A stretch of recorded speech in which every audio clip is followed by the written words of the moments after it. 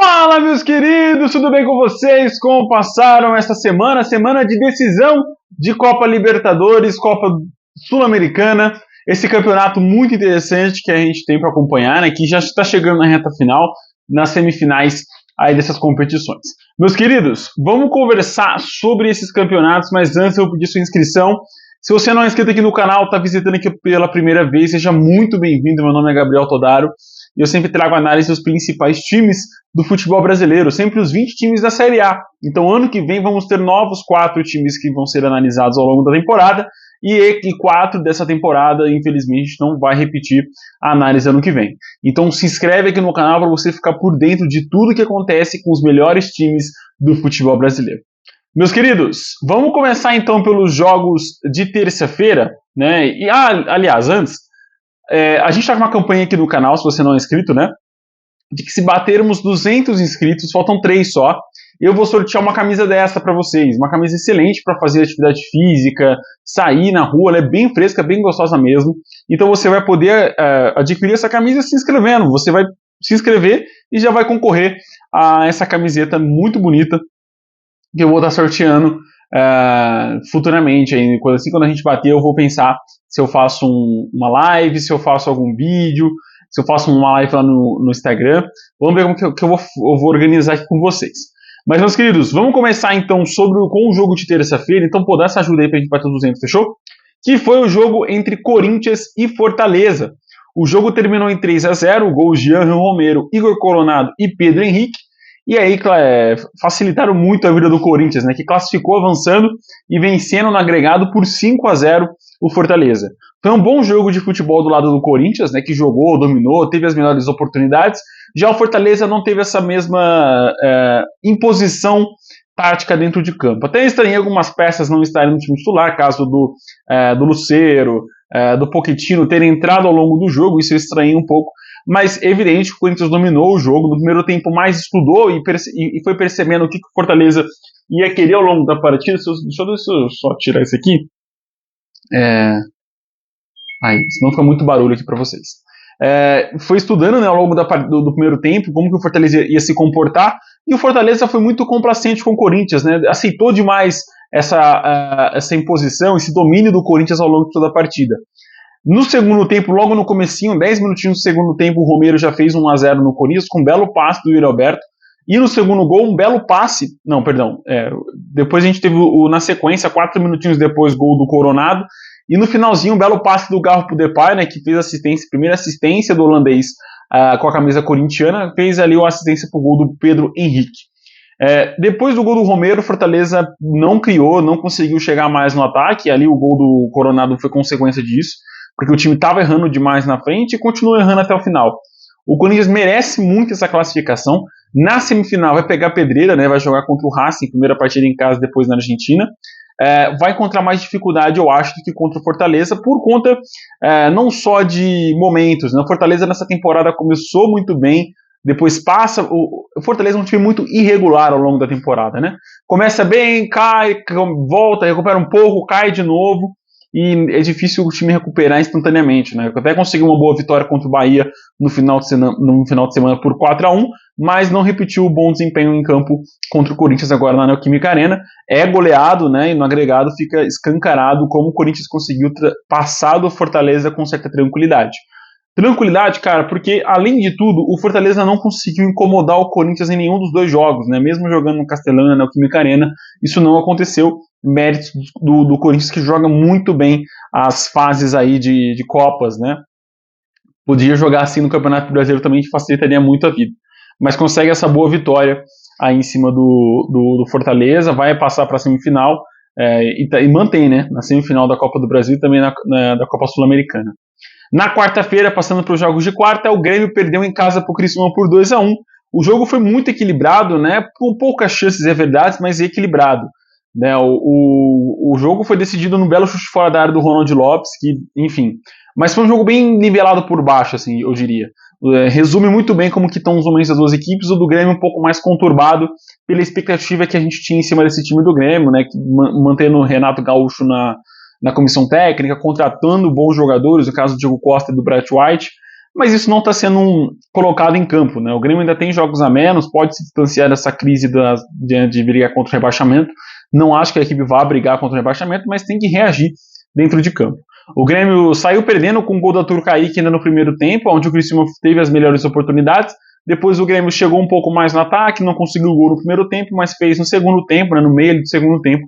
Mas na sequência, 11 minutinhos depois, o Ronaldo Lopes chutou um belo chute de fora da área e fez ali o 2-1 pro Criciúma. E depois, cara, foi só mesmo se segurar que o Grêmio não conseguiu impor seu ritmo de jogo, né, sobre o Criciúma e saiu com essa derrota da Arena, né? É uma derrota, acho que significativa por conta disso, né? Um jogo dentro da sua casa, contra adversário direto, e o Grêmio infelizmente perde pontos importantíssimos, né? Esse 2-1 aí pro Criciúma pode fazer falta na frente, apesar de eu não achar, e pro Criciúma essa vitória é espetacular, né? É uma vitória que o time consegue somar pontos, se distancia um pouco da zona de rebaixamento, respira, né? Pega o jogo que estava faltando ali, consegue essa boa vitória, e enfim, já começa a pensar um pouco mais tranquilo pro final de semana, mas enfim, não é uma equipe que vai se distanciar tanto assim ao ponto de não brigar contra a zona de rebaixamento até o final. Mas foi um bom jogo do Tigrão.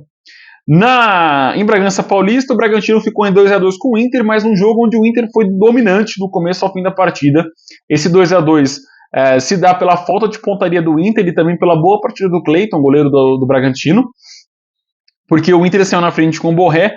No primeiro tempo ainda sofreu um empate com um belo gol do John John, e sofreu virada no meio do segundo tempo. Eu até achei que o Bragantino iria conseguir essa vitória em cima do Inter.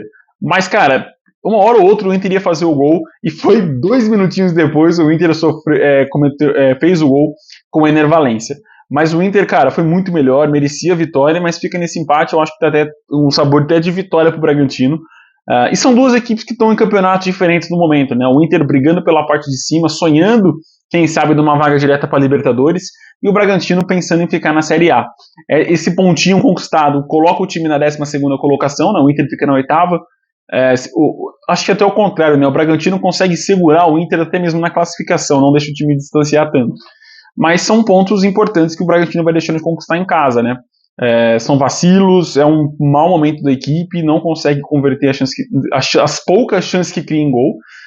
Nesse jogo até conseguiu mais, né? Com o John John e com o Vitinho, mas é um time que passa muita irregularidade na defesa, passa muita instabilidade no sistema defensivo, e é justificável esse momento abaixo que a equipe está vivendo na temporada. Também na quarta-feira tivemos 2 jogos de Libertadores e uma eliminação de um carioca e uma outra classificação de um carioca, né? O Atlético conseguiu eliminar o Fluminense por 2-0, 2 gols do Daverson, os 2 gols saíram no segundo tempo, né? O Fluminense tinha ganhado o jogo de ida por 1-0, onde foi o dominante da partida, né? O Galo teve alguns contra-ataques, mas não aproveitou, e aí no jogo da volta, né, foi a vez do Galo dominar o jogo do começo, literalmente, até o final do jogo. O Hulk teve uma chance logo aos 5 minutos de pênalti e acabou parando na defesa do Fábio, né, goleiro do Fluminense.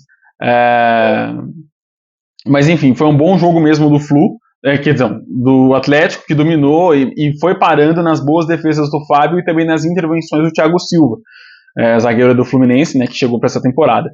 Mas, cara, foi impressionante como o jogo só deu o Atlético Mineiro, né? Mereceu essa vitória. Eu acho que era questão de tempo pro Galo virar esse duelo, né? E foram 2 gols do Davidson, que é um senhor Libertadores, né? É impressionante como essa Copa Libertadores gosta do nome Davidson, né? Fez história com a camisa do Palmeiras e está construindo uma história muito interessante aí com a camisa do Atlético Mineiro. O Galo na próxima fase, né, na semifinal, vai enfrentar a equipe do River Plate, o segundo jogo sendo disputado no Monumental de Núñez. E, cara, o River Plate do Galhardo é difícil demais de jogar. Acho que tanto o Atlético quanto o Corinthians, que vão enfrentar argentinos, né, similares, nessa fase mais aguda da Copa Sul-Americana e Copa Libertadores, vão pegar adversários muito complicados, e eu acho que vamos ter ali eliminações brasileiras nessa fase. Não consigo colocar a garantia 100% de que os brasileiros vão chegar fortes nas finais, né, tanto de Copa do Libertadores como de Campeonato Copa Sul-Americana. Mas o Galo é um baita time, né? O Hulk só que precisa calibrar um pouco a sua finalização, principalmente nos jogos decisivos, né? Voltou a perder pênalti num jogo decisivo de Copa Libertadores, né? Se a gente lembrar contra o Palmeiras lá em 2020, 2021, também acabou desperdiçando. Mas bom jogo do Galo, gostei muito do que eu vi do Atlético Mineiro. Se jogassem também os próximos jogos de Campeonato Brasileiro, será favorito também a conquistar uma vaga para a Libertadores jogando no Campeonato Brasileiro, né? A equipe tá distante dos 6, mas pode ali figurar entre o topo da tabela do Brasileirão.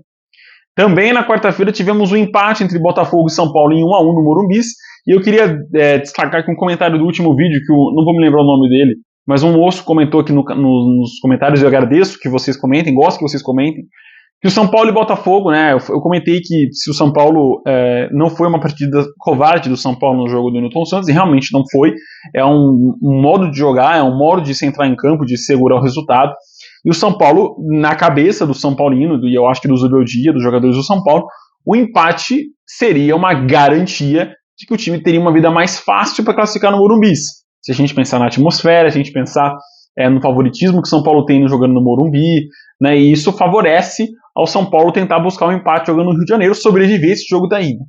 Só que com 15 minutos de jogo, o meu argumento todo que eu falei, e acho que tá mantido, cara, tá? Eu acho que o São Paulo não errou no jogo da ida, errou no jogo da volta. O São Paulo desperdiçou no mínimo 3 grandes chances de golear o Botafogo. Tivemos a chance com o Lucas no primeiro tempo no pênalti, que eu acho que essa é a mais clara, e se a gente for voltar atrás contra o Atlético Mineiro, o Lucas também, não vou dizer pipoca, porque eu acho que é um erro normal de jogo, pode acontecer com qualquer jogador, infelizmente acontece com os melhores também. O Lucas acabou desperdiçando uma cabeçada contra o Atlético, e nesse jogo contra o Botafogo, ainda mais claro, desperdiçou um penal no comecinho do jogo. Né? Isso eu acho que complica um pouco os planos do São Paulo, que buscava o empate ainda na primeira etapa, para conseguir a virada ao longo do jogo. Aí no segundo tempo, cara, no mínimo 2 grandes chances do Caleri, perdão, uma do Lucas, que ele faz uma belíssima jogada e o John acaba fazendo uma excelente defesa. Poderia ter pensado numa jogada melhor, talvez passar a bola para o meio, mas o chute foi muito bom também, a defesa foi excelente do John. E antes do gol do Caleri, o próprio atacante perdeu um gol sozinho, praticamente. Né? O John já estava caído, a zaga do Botafogo já tinha desistido da jogada, era o gol e o Caleri acabou desperdiçando. Dito isso, cara, acho que o São Paulo desperdiçou a chance, a classificação, ao longo dos 90 minutos. Não foram nos pênaltis, não foi no pênalti do Nestor, não foi no pênalti do próprio Caleri, no comecinho das penalidades. Foi realmente essa questão das chances desperdiçadas ao longo de toda a partida. Então acho que é muita crueldade a gente colocar nas costas do Nestor, que deu um título pro São Paulo, né, ano passado na Copa do Brasil, e nesse ano, cara, foi infeliz na cobrança de pênalti, mas se a gente pensar tudo o que aconteceu antes, de Lucas, Caleri, não teríamos as penalidades. O São Paulo foi muito superior ao Botafogo durante todo o segundo tempo, mas faltou tranquilidade, faltou calibre no chute, faltou consciência na hora de finalizar, faltou tudo isso, cara. O São Paulo estava precisando de um gol, o Luciano chutou quase do meio de campo, né, do grande círculo do meio de campo, achando que ia fazer um gol. Nunca fez um gol daquela distância, e o cara me chuta naquela distância, né? Mas merece, acho que a classificação do Botafogo, pelo jogo de ida, pelo bom primeiro tempo que fez no Morumbi. Agora, o segundo tempo foi alarmante, eu diria. A semifinal será um confronto equilibrado. Eu acho que pode se tornar ainda mais equilibrado, né? O jogo da volta vai ser no Uruguai contra o Peñarol, já vamos falar do Peñarol também. Mas eu acho que vai ser equilibrado, porque vai ser muito na questão mental, tanto do Botafogo quanto do Peñarol. Do Peñarol acho que vai ter um pouco mais tranquilo, porque são jogadores já cascudos, né? O Uruguai é um pouco mais frio do que o brasileiro. Na questão campo, né? Externo é muito mais caloroso. Mas eu acho que pode equilibrar o nervosismo que o Botafogo talvez sinta ao longo de toda a partida, né, com talvez algum placar adverso, né? Mas eu acho que o Botafogo é um favorito sim para chegar na final da Libertadores. Pode mudar, as coisas podem mudar até chegar à semifinal, mas no momento eu coloco o Botafogo como, entre os brasileiros que vão disputar as semifinais de Copa Sul-Americana ou Copa Libertadores, eu coloco tanto o Botafogo quanto o Cruzeiro como os principais favoritos a avançarem para a final. Acho difícil, somente o Botafogo eu acho um pouco mais difícil, mas, cara, pode acontecer, e isso eu acho que seria uma final épica. Se do outro lado passar o River Plate e quem sabe o Botafogo ser campeão, cara, ser campeão no Monumental de Nunes em cima do River Plate do Galhardo é digno de estampar o Newton Santos de cabo a rabo com esse título, né? O Botafogo não é tão ganhador de títulos assim ao longo de sua história, pode conquistar um senhor título, né? E detalhezinho, cruel para os São Paulinos, é a terceira disputa de pênaltis seguida que o São Paulo cai com 5-4 para o adversário nas penalidades. 5 para os adversários, 4 para o São Paulo. Então é a terceira seguida que isso acontece. E depois falam que o Palmeiras que é o time que tem azar nas penalidades, né? O São Paulo aí com esse 5-4 cruel ao torcedor São Paulino. O São Paulo que já teve Luciano, né? O próprio Rogério Ceni, hoje está difícil de arrumar um cobrador de pênaltis confiável para os 90 minutos. Passando para os jogos de quinta-feira, esse eu vou dar realmente uma passada muito tranquila, porque os jogos foram muito fáceis de analisar. O Flamengo, infelizmente, não jogou bem. Mais um jogo ruim do Flamengo, mas nunca marcou contra o Peñarol jogando na Libertadores. Nunca marcou, nunca venceu, não era hoje que isso ia acontecer, com toda essa tempestade na cabeça do Tite e dos jogadores do Flamengo, dificilmente isso aconteceria. O Peñarol, cara, sabendo da crise do Flamengo, sabendo da instabilidade, tendo a vantagem debaixo do braço, mano, o Peñarol se segurou e tentou buscar algum outro contra-ataque, sabe? E até levou um perigozinho, um sustinho ali na reta final. Mas o Flamengo chutou pouquíssimo, até os 85 minutos tinha uma finalização certa no gol. 85 minutos, que é mais ou menos 35, né, se eu não me engano. Não, 40 minutos. 40 minutos do segundo tempo tinha apenas uma finalização, cara. Um time que precisava mudar o jogo, precisava mudar o placar agregado, ter uma finalização só certa no gol, é pouquíssimo, né? Se a gente for lembrar do Atlético, que venceu por 2-0 o Fluminense e dominou o jogo do começo ao fim da disputa, cara, é um abismo de diferença de entrega, de ritmo de jogo. E eu sempre vou tentar enxergar o amplo ao invés de culpar Tite e outros, né, culpar os técnicos. Eu acho que se a gente for quiser ser cruel o suficiente, a gente pode realmente colocar apenas na culpa no Tite. Mas, enfim, são erros de decisões dos jogadores dentro do campo que fizeram o Flamengo ser eliminado, o São Paulo também, mas fizeram o Flamengo ser eliminado da Copa Libertadores. Porque o Peñarol não é um bom time que ganha do Flamengo na ida e empata na volta. Não é esse time. Mas é um ponto final, cara. Uma Libertadores muito mediana para baixo que o Flamengo está fazendo. Não é justificativo um time como o Flamengo passar em segundo no grupo, mesmo com o Bolívar, mesmo com a altitude. Não é justificativa. Não é justificativo o time disputar todas as eliminatórias fora de casa. O Flamengo é time para topo de cabeça de chave, irmão. Não é para ficar brigando por segunda colocação. É vacilo. O Flamengo ficou parado no tempo com essa gestão atual de diretoria. Tá? Eu não vou falar de comissão técnica, eu vou falar de diretoria, porque eu acho que o erro está lá em cima. O Flamengo parou no tempo, estão parado no ano de 2019, onde foi realmente espetacular, e nenhum ano seguinte isso aconteceu. O Flamengo não conseguiu atingir 2019 nenhum dos anos. Nenhum desempenho do Flamengo em campo chegou ao de 19 e eu acho que não vai chegar, porque são ciclos longos para isso acontecer. Se a gente lembrar o último time do Flamengo que encantou todo mundo, que foi um baita time, foi 81, quando foi campeão mundial.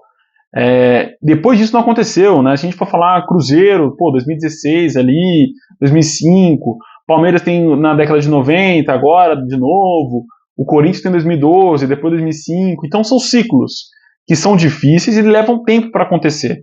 A torcida do Flamengo cobrar cabeça de técnico com a sua diretoria tomando ações e atitudes muito duvidosas, na minha opinião, da gente ligar o sinalzinho de alerta aí, porque vocês estão mirando na pessoa errada, tá? Só queria dizer isso. Só ver esse alerta mesmo pra vocês. Deixa eu virar um pouquinho pra cá. Muito. Aqui acho que fica melhor. Eu fico mais centralizado. Mas é isso, cara. Não dá pra culpar o Tite. Eu acho que se for pra culpar o Tite, vai ter que culpar o ex-técnico. Se culpar o ex-técnico, tem que culpar lá o Renato Gaúcho. Do Renato tem que ir pro Dominique Torres, sei lá. Então vai ficar nessa volta até chegar. Não, mas o Jorge Jesus é unanimidade. Tomara que ele assuma a seleção e, enfim, vamos ver o que ele vai virar aí na seleção brasileira se um dia ele assumir.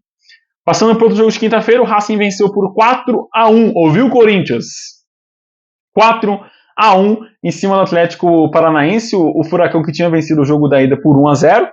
Perdeu agora na volta, foi goleado, massacrado e outras palavras que você pode colocar aí nos sinônimos pelo Racing, né? Pela La Academia, que fez o primeiro gol, e só valia golaço, tá? O Almendra fez o primeiro gol, um golaço de fora da área também. Depois Adriano Martinez, Roger Martinez e Martirena fizeram os gols do Racing. O Nicão chegou até a descontar quando estava 3-0, mas já era tarde, o Furacão até esboçou uma reação. Com as mexidas do Lúcio Gonzalez, o time mudou, né, e conseguiu criar boas oportunidades, mas foram poucas e não conseguiu se recolocar no jogo. Agregado 4-2, boa classificação do Racing e é pedra grande no caminho do Corinthians. Eu acho que é o adversário mais complicado que o Corinthians vai ter pelo caminho. Falando nisso, cara, o adversário mais complicado que o São Paulo pegou no mata-mata foi o Botafogo, que caiu. Voltando lá atrás dos vídeos que eu fiz do Palmeiras, que pegou dois adversários complicadíssimos, Botafogo e Flamengo, pegou o Botafogo e caiu também. Então, enfim, é isso, né? Às vezes a gente analisa, tipo, fala, nossa, sei lá, São Paulo está nas quartas de final, pô, que incrível isso, mas pegou o Nacional não é o mesmo Nacional de 2016, não é o mesmo Nacional de anos atrás, é um Nacional capengano, né? E ganhou, enfim, empatou na ida e venceu na volta. Quando pegou um adversário um pouco mais equilibrado, sofreu na ida e sofreu na volta. E vai para os pênaltis. Mas enfim, voltando aqui, outro jogo foi o Cruzeiro, que empatou em casa em 1-1 com o Libertad. Caio Jorge fez o primeiro gol do jogo, né? O Cruzeiro até estava dominando bem a partida. Dominando não só de chances criadas, mas dominando de posse de bola, de envolver o adversário, de não correr tantos riscos. Mas aí acabou tendo a expulsão no segundo tempo e sofreu o gol do Roque Santa Cruz. Sim, ele mesmo, que você deve ter colado figurinha dele em 2018, 2010, na Copa do Mundo, quando ele jogou pelo Paraguai. Ele está aqui de novo e fez o gol de empate do Libertad. No agregado ficou 3-1, era um jogo muito tranquilo para o Cruzeiro, mas tomou um sustinho na reta final, viu? Quase que o caldo entorna lá em Minas Gerais. Mas baita classificação, Cruzeiro é um dos favoritos, mas eu vou com muitos pés no chão com o Fernando Diniz à frente desse time, porque não é um time montado pelo Diniz e não é muito a cara do Cruzeiro jogar como o Diniz, tá? Estão jogadores ali muito diferentes do que o Diniz gosta à frente do seu time. Mas é isso, meus queridos. Copa Sul-Americana, vamos ter Cruzeiro e Lanús, o segundo jogo fora de casa, né? O Cruzeiro vai decidir na Argentina, no La Fortaleza, e o Corinthians também decide fora contra o Racing. Ou seja, podemos ter final argentina entre Lanús e Racing, ou final brasileira entre Corinthians e Cruzeiro, ou final brasileira e Argentina, entendeu? Se cruzando. E na Libertadores vamos ter River Plate e Atlético, segundo jogo no mando do River, e Peñarol e Botafogo com o segundo jogo no mando do Peñarol no Uruguai. Então vamos ter semifinais muito acirradas e equilibradas na minha visão na Libertadores. Na Copa do Sul-Americana eu tenho meus favoritos. Você já sabe que eu fui falando ao longo do vídeo. Mas é isso, um abraço com Deus, até o próximo vídeo. Tchau, tchau.